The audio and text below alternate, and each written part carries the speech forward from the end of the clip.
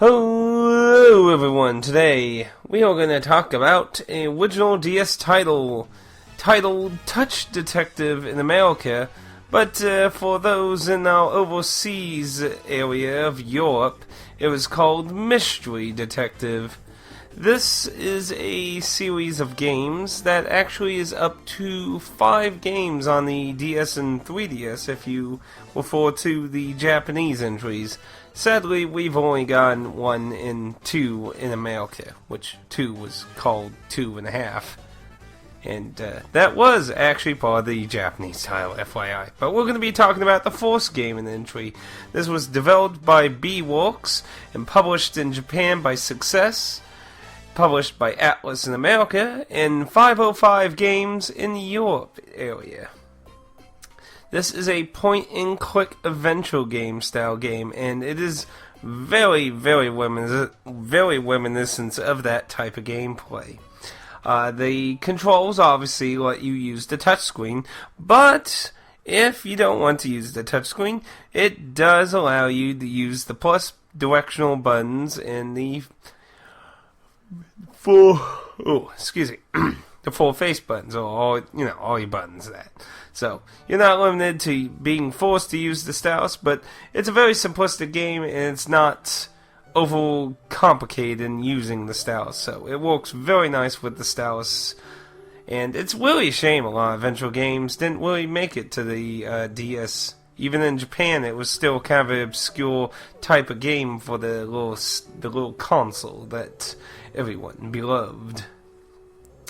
Anywho, let's touch up on the story a little bit on this game. So pretty much you play the daughter of a famous detective who passed away mysteriously, and the game never really touches on upon that, mystery. But basically you decide that you want to follow in his footsteps and make a name for yourself. But you need to make a good big case before you get accepted into the world of detectives. So the first game basically is your beginner little jobs as a detective, and boy are they some strange Japanese shit. Probably the first one's the most normal one. But essentially you'll go through that and you'll be having your different chapters. So you have 4 main chapters, and after you complete those, you get a kind of a bonus section, which doesn't have a main overarching plot, but talking to some of the characters will give you little quests, and you can have a few extra little mini games in the bonus episode. So the content is kinda okay-ish. Now, I don't know what the original price of Touch Detective was, but I can definitely tell you that for the most part you can find it pretty cheap. If I can bring up some prices here real quick. Essentially, if you want a brand new one, you can find one between about $10 to $19, which I don't particularly recommend the $19. If you don't mind not having the case, you can get it at GameStop for $1.99, $1.79 for Pro. So the price range can be everywhere depending on how complete of a package you want. But for the amount of content you get, I would probably recommend 5 to 10, depending on loose to completion. Unless you just really hardcore into it. But what does this game bring outside of traditional point-and-click adventure games, you may ask, since, that was mostly a very wide and western type of game, and Japan doesn't have a whole lot of them. Honestly, it really just brings a lot of the quirkiness of Japanese games with it. It stays pretty true to point-and-click games, having some obscurely weird shit you have to figure out. There were a few times where I had to literally just go to every character and use every single item on them and go through every single dialogue option to figure out how to progress further, which sadly some people blame the absolute insanity of some of the puzzles in later point-and-click adventure games being why they died out after a certain point around Grim Fandango. It does have a few puzzles like that, sadly, and I think that's always going to be something that will always vary with these kinds of games, because every person's going to see problems differently, so you may have a completely different problem than I do. The interface is pretty simple. You'll have your items on the bottom. You'll be able to touch and interact with the items, which there's a few puzzles that do that, but not too much where you have to mess with them much. But overall, you'll be just mainly picking things up, picking choices, and using items on things for the most part. So it's pretty simplistic in it. For a game that's supposed to be about a detective, though, aside from the last one, which is actually more of a very innocent murder mystery kind of style thing, all the other cases are pretty bizarre, especially 2 and 3. To be fair, the second and fourth episodes are technically criminal affairs, but the first one's in such a crazy way, and the second one never really explained anything. And actually, the second episode's where I have a lot of criticism with a lot of the NPCs of the game. There aren't a lot of characters in this game, which is a shame, since, that's one of the things that bind a lot of point-and-click adventure games.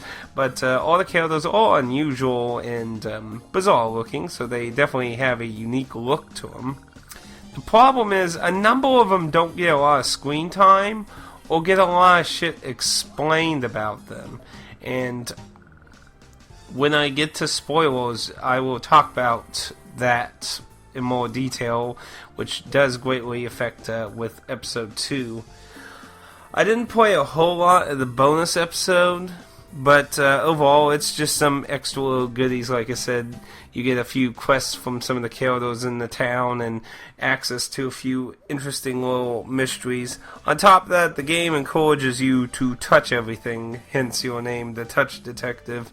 You do keep a book listing of everything you touch, so that is an extra thing you can do, but as far as I can tell, you do not get anything for completing your book full of everything you touched, so no extra little rewards from that. I do like the art style. It definitely stands out from traditional anime a lot more. It's very simplistic. It's not super detailed, but it doesn't fall in a very common kind of style you see in a lot of anime these days, So I think it has a very nice style to it, and I think that's probably one of the charms with the crazy Japanese kind of things in the game that make me like it. This does have a pretty up and down kind of fan base and criticism on the internet. There are people who've literally thrown it in the gutter, and those who just find it very charming and quirky. So I think if you're into a lot of Japanese stuff, you'll probably fall on the quirky side. But if you're like a very traditional point-and-click adventure type player, and you're looking for a really good point-and-click game, this probably won't hold a candle up to many of the classics you've played. Now, I'm not a big point-and-click adventure person. There were some I've played, and there were many I haven't. I definitely wouldn't say this holds a very high candle to a lot I've played, but I still did enjoy the title. Like I said, if you enjoy a lot of Japanese quirkiness, I think the game will fall in more of your taste. I did enjoy the music. The music has a very nice variety of bizarre catchiness, uptune. It's kind of all over the place with its soundtrack, but there isn't too many tracks in there on that. And the town is pretty small. There aren't a lot of environments to visit. Something that a lot more modern point-and-click adventure games suffer from, a lot of limited locations, mainly because of places like Telltale's that keep making everything in episodes and shit, so you only get like 4 or 5 places you traveling through and shit. But overall, I did enjoy the game, so If you don't mind it being loose, you can definitely get it for the $1.99 from GameStop. But if you want a complete version, I don't really recommend going over $10. It's not the groundbreaking of the world or earth-shattering in any regard, but I did enjoy the title for something if you want to kill some time during a break in that, because you can save anywhere, so it's a great game for anything you might want to kill a few minutes in and that, and you can save in that, so it's great for those kind of situations, car trips, breaks, things like that. So those are my recommendations on the price. So let's get into the spoilery territory of the things that I thought were a little annoying with the NPCs. So, some of the NPCs very come and go, and there are several odd mysteries never explained, specifically about Episode 2. In Episode 2, the main character's friend goes missing, and she's been kidnapped by a guy in the asteroid kind of facility that looks at space and stars and shit. The observatory. And there's a little girl, and the little girl stays there throughout the game, and I keep thinking the game's going to have some weird plot twist with her, or it'll explain more why this all happened, but this guy kidnaps her, so the little girl will play with her. They mind control her and shit, so she'll play with her in that, and it's just very bizarre. The guy gets thrown in jail. He is released in the bonus episode, which is also not explained why he's outside of jail. It's not, they never give a actual reason really why he kidnapped her, and nothing's ever explained about the little girl at all, just nothing as far as I know. I've literally looked, searched, even Googled. I could find nothing in the first game related to her. I don't know if any of this stuff comes up in Part 2. I haven't spoiled anything in that regard. So, very strange plot point just left in the ground. There are other characters like the Ukrainian player who also basically drops off the face of the planet after episode 2. While he's still around, actable, and you can talk to him, essentially he's pretty much dropped off the face of the planet too. Now, at the end of episode 4, when you do get a choice to pick out of several people who the criminal is, but the game drops so many fucking hints, you'd have to be very young and naive, in my opinion. No offense to anyone who may not figure that out, but honestly, if you're a seasoned person in problem-solving, detective work and such, I honestly don't know how you could miss all the absolutely blatant clues that point to who is behind what happens in episode 4. I mean, there was so many things that are just wrapping a guilty sign around the poor bastard. It's kind of disappointing in that regard, because it's probably the more interesting case aside from hanging the actual culprit through about half of it already. I don't know, maybe I'm just too clever, but this is obviously a more younger directed game. It doesn't have any extreme violence or anything. It's a very cutesy, silly kind of thing. I mean, like I said, episode 4 is barely a murder case. Not really, though. It's the closest thing you're going to get one in the game, though. But you can choose from several people, but there's only one actual person, and that makes a few of the people you don't really do much with after their main appearance. But on the flip side, there are several characters that do, you obviously do interact throughout the entire course of the storyline.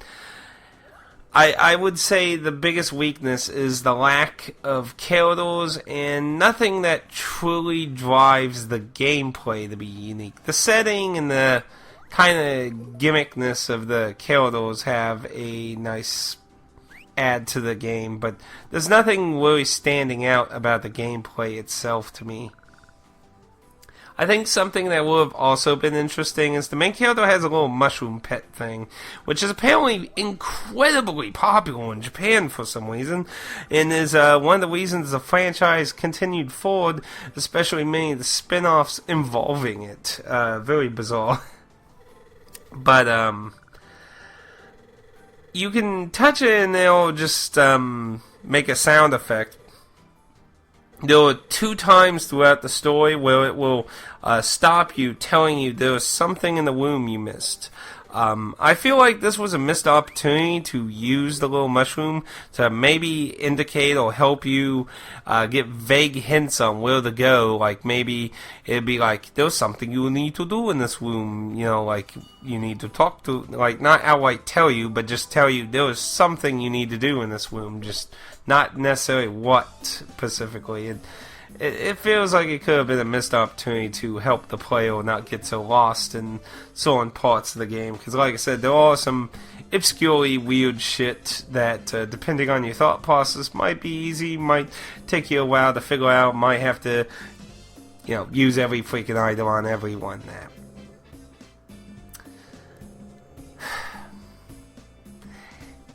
I did enjoy the game. I don't hate it, but it doesn't have a whole lot of originality coming out of it, sadly.